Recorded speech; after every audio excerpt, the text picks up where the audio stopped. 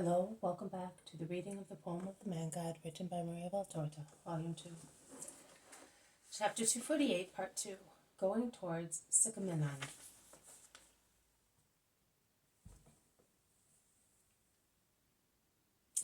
But by his death he prevents himself from being a master, and grieves disciples and relatives. He frees himself from every pain, but leaves others in greater suffering. The Baptist has no relatives, that is true, but he still has duties towards his disciples. Even if he had relatives, it would still be the same.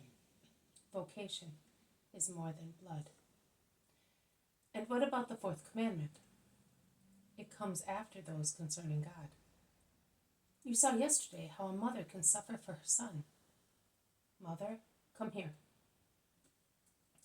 Mary hastens towards Jesus and asks, "What do you want, son?" Mother, Judas Iscariot is pleading your cause. He loves you, and he loves me. My cause? In regard to what? He wants to persuade me to be more prudent, so that I may not have to suffer like our relative the Baptist. And he is telling me that sons must have mercy on their mothers by sparing themselves on their behalf, because that is what the fourth commandment prescribes.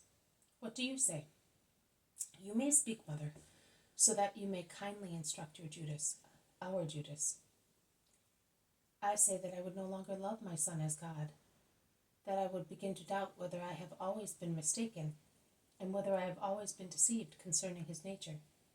If I saw him fail in his perfection, by lowering his thought to human consideration, losing sight of superhuman considerations, that is, the redemption, the effort to redeem men, for their own sake and for the glory of God, at the cost of procuring for himself affliction and hatred.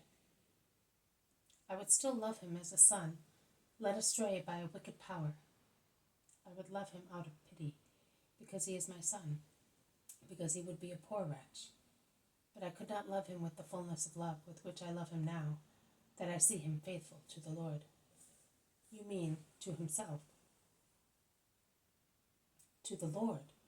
Now he is the Messiah of the Lord and must be loyal to the Lord, like anybody else, more than anybody else, because his mission is greater than any other that was, is, or ever will be on the earth. And he certainly has from God suitable assistance for such a great mission. But if anything wrong happened to him, would you not weep? I would shed all my tears, but I would weep tears of blood if I saw him faithless to God. That will greatly diminish the guiltiness of those who will persecute him. Why? Because both you and he almost justify them. Do not believe it. Their sins will always be the same in the eyes of God, whether we judge that it is inevitable or we deem that no man in Israel ought to be guilty towards the Messiah. Man in Israel. And if they were Gentiles, would it not be the same? No, it would not. The Gentiles would be in the wrong only towards a fellow man. Israel knows who Jesus is. Many in Israel do not know. They do not want to know. They are deliberately incredulous. They thus add incredulity to anti-charity, and they deny hope. It is not a small sin, Judas, to tread on the three main virtues. It is a grave sin, more grave spiritually than any material action against my son. Judas, who is short of arguments, bends to lace a sandal and is left behind. They reach the top of the mountain, or rather a ledge almost at the top, a ledge protruding forth as if it wished to run towards the beautiful blue sea. A thick wood of holm oaks filters a clear emerald light, pierced by soft sunbeams as thin as needles. The charming, airy mountain crest opens onto the nearby seacoast, opposite the majestic Mount Carmel chain.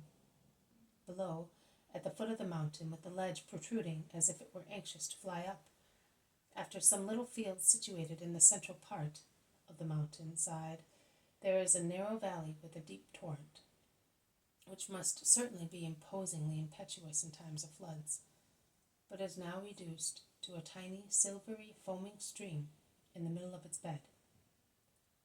The torrent flows towards the sea, along the foot of Mount Carmel. A road runs along the torrent, above its right-hand bank, and links a town situated in the middle of the bay to other inland towns, perhaps in Samaria, if I am taking my bearings correctly. That town is Sicaminon, says Jesus. We shall be there late in the evening. Let us have a rest now, because the descent is difficult, though cool and short. And sitting in a circle, they talk to one another and to the women, while roasting on a rustic spit a lamb, certainly a gift of the shepherds.